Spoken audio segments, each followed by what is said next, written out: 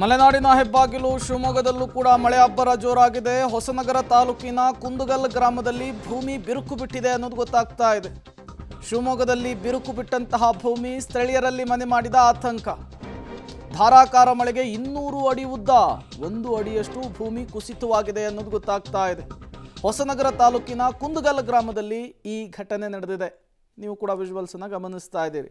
ಇತ್ತೀಚೆಗೆ ಶಿವಮೊಗ್ಗ ಭಾಗದಲ್ಲಿ ಏನಾಗ್ಬಿಟ್ಟಿದೆ ಅಂದರೆ ಈ ಕಲ್ಕ್ವಾರಿಗಳ ಹಾವಳಿ ಜಾಸ್ತಿ ಆಗ್ತಾ ಇದೆ. ಭೂಮಿಯನ್ನು ಅಗದು ಈ ಜಮ್ಮಿಟಿಗೆಗಳನ್ನು ತೆಗೆಯುವಂತಹ ಕೆಲಸಗಳಾಗ್ತಾ ಇದೆ. ಅದರ ಪರಿಣಾಮವನ್ನು ಈಗ ಅಲ್ಲಿಯ ಸ್ಥಳೀಯರು ಎದುರಿಸಬೇಕಾದಂತಹ ಪರಿಸ್ಥಿತಿ. ನೋಡಿ ಯಾವ ಪ್ರಮಾಣದಲ್ಲಿ ಭೂಮಿ ಬಿರುಕು ಬಿಟ್ಟಿದೆ ಅಂತ.